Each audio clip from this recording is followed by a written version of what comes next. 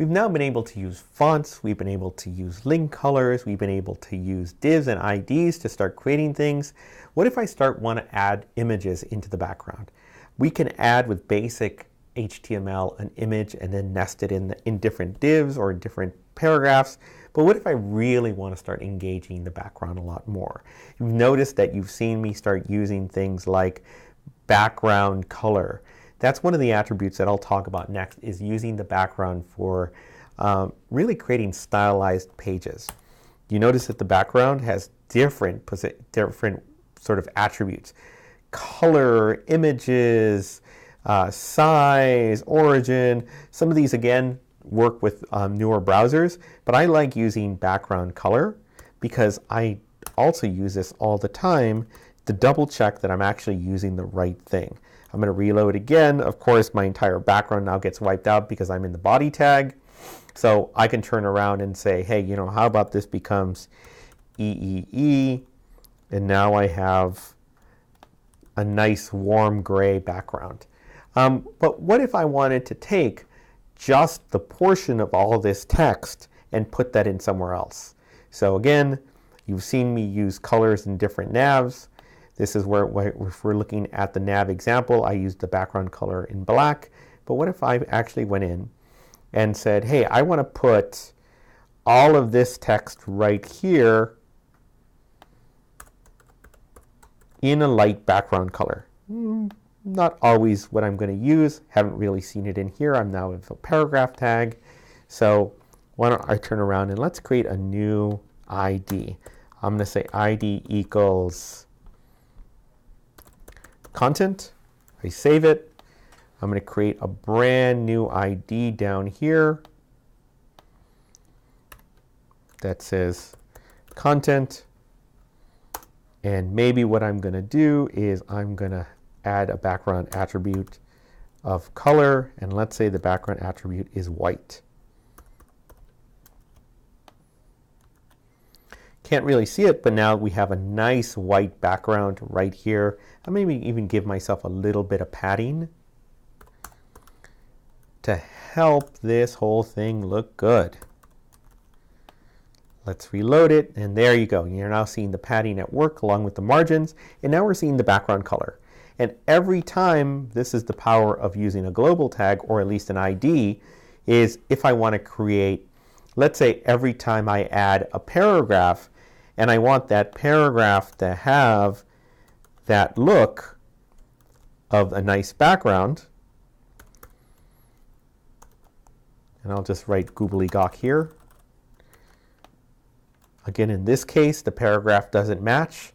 This is a prime example where I would get rid of the ID and say, how about I get rid of the ID and let's take this code right here and put it in a global tag. I save it, I reload, and that looks really, really nice. Maybe I'll even add a margin bottom of 10 pixels to making separate paragraphs that look really nice. The next step of this is, you've seen me use color. What if we wanted to use images? It's one of the most popular things to use. What I'm going to do is I'm just going to go to a basic website and I'll just say background images. There we go. That's a perfect one. We'll use the stars. View image. How about we just use this background right here just to kind of take the background. And what we're going to do is we're going to save this. Save image as into our project. Again, the power of our project is I created a folder called images. And what I'll do is let's change this to something really, really that I would recognize. I usually use things like bg image1.jpg.jpg. I would actually even copy the name and hit save. So now I have a background image, and now I can begin to apply this to different places. So the first thing is maybe we apply it to our paragraph tags just for fun, just to kind of see this work. So I'm going to type in background. You notice that a bunch of attributes come in, and I actually have the attribute background image. And this is where the background image comes in. So here is I can actually use URL. I can copy and paste this image, reload it, and reload the page. I'm going to take a look at this in Chrome because I'm going to use our friend, the inspector, to make sure that I had a great helper helping me find what issues are. And if Ken, file's not found because it's looking at it in the CSS folder, here's where I would go // images / reload the page. And now I have a really funky background in it. It's kind of cool. It's kind of pretty cool. I might not do this myself, but it might be something that I would think about. You notice what it did is because I used a paragraph in a global tag, it's applying it everywhere else. Here's one of these amazing instances where I would actually take this out of that, save it. Let's maybe bring it back into that content ID. Reload it. Of course, I need to tag the HTML. So let's find a nice paragraph. How about we try this paragraph and say ID equals content, save it, and now I have a beautiful image. One of the things about this is, let's say I wanted to duplicate this image over and over again. I could do two things. I could A, use a different tag instead of the paragraph tag for the navigation bar, or what I can do is change it from an ID to a class, and now I can use that class over and over again to load in the different backgrounds. It's really a lot of fun, especially when you can make things really nicely appear. One of the things, especially when you're working with images, is if I stretch this page out, that image actually begins to repeat over and over and over again.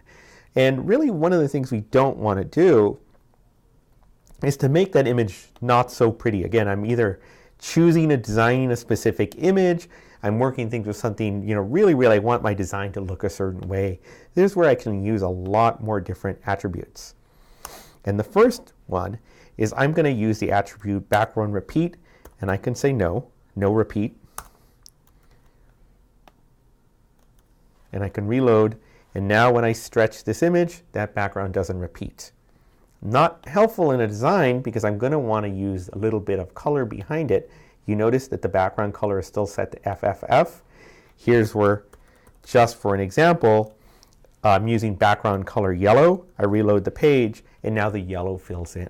So again, I'm using two different background patterns. I'm actually using the background color, the background URL, and I'm actually layering more and more on top of it. So this is something that's really nice about the background attribute, is if I really wanted this to match, I'd actually use the color picker here to match the color. So therefore, I'm actually loading in one example of an image and then using the background color of the browser to actually fill in. I'm going to use my reference library again to open up CSS and my CSS reference to actually walk through some of the other attributes. I love the background attribute. It's really a lot of fun. We've looked at around background value, a color. One of the great things about it is that I can actually change the repeat pattern. I can actually, using repeat X or repeat Y, and I'm going to zoom in so everyone can watch because again, I love using reference materials online. We can use repeat X to repeat in the X direction or repeat Y to repeat in the Y direction. Sometimes a little too much because depending on what you want to use in the background, I haven't seen that used a lot lately, but it's really one of the things that you're using things to be very slight. I've actually focused more recently on when I design a web page to look at trying to see how much I can use with CSS colors or CSS backgrounds or gradients to create the same effect that I would use with an image, just because an image is too much to position, too much work to do. So really it's something that we're going to be careful with. I do have one last attribute I want to talk about, and that's the position of background position. And what this means is where that image is positioned on the page. In this case, it usually works with the top and the left. What if I wanted to use the bottom? I can actually type in the attribute bottom, and now it's actually connecting to the bottom of the page. So in this case, the bottom of the paragraph tag is where the bottom of the image is.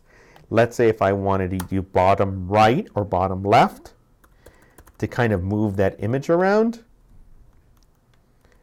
now it's actually adjusted to the bottom right and the advertisement of the, the wallpapers where we got it from. So again, here is a series of background positioning. Again, really, really great to use. They give us a little bit more flexibility to make things dynamic. Again, the trend is now moving towards using gradients and using the browser to create a lot of this color, but it's great to sort of create a couple of backgrounds. I think our style guide is looking pretty good. And we've got some background images, we've got some background color, and we've even used the positioning to change them.